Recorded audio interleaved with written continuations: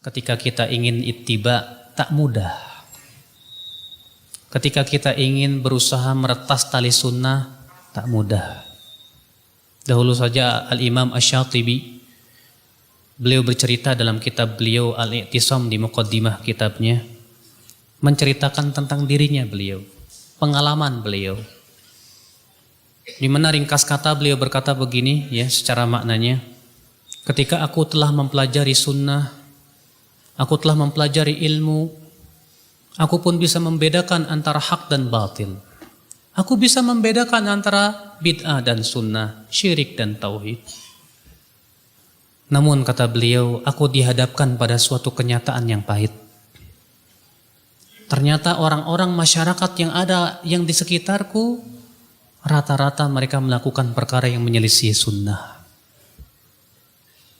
Sehingga kata Imam Ibn Asy-Syatibi, aku merasa bingung dan bimbang. Antara aku mengikuti adat istiadat manusia, akibatnya Allah murka kepada saya. Atau saya ikut sunnah Rasul, akibatnya manusia akan murka kepada saya. Saya bingung, kata beliau.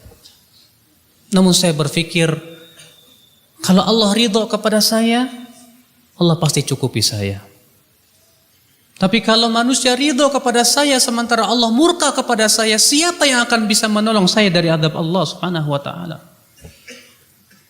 Maka ke Imam Asy-Syatibi, tidak ada jalan kecuali aku harus meretas sunnah. Menjalani sunnah, maka aku coba meninggalkan kebiasaan itu sedikit demi sedikit. Faqamat alayyal qiyamah wa tawatarat alayyal malamah. Tegak hari kiamat kepada saya.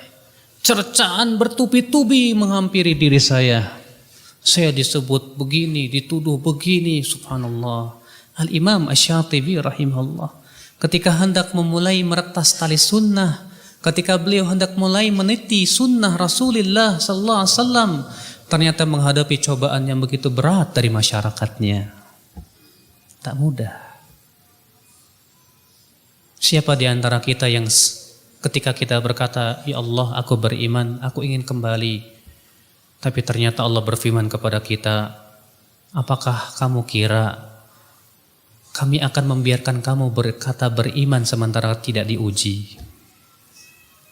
Allah berfirman dalam surat Al-Ankabut, Alif Lam Mim, ahasiban nasu an yutraku an yaqulu amanna wa hum la yuftanun.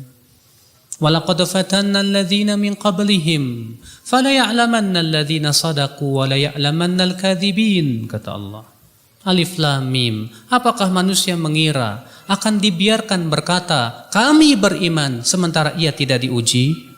Sungguh kami telah menguji orang-orang sebelum mereka. Dengan ujian itu kami mengetahui siapa yang jujur imannya dan siapa yang dusta.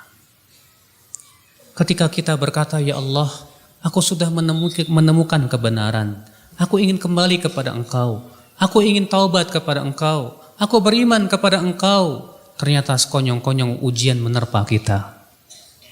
Allah ingin tahu sebatas amanah kejujuran kita dalam ittiba.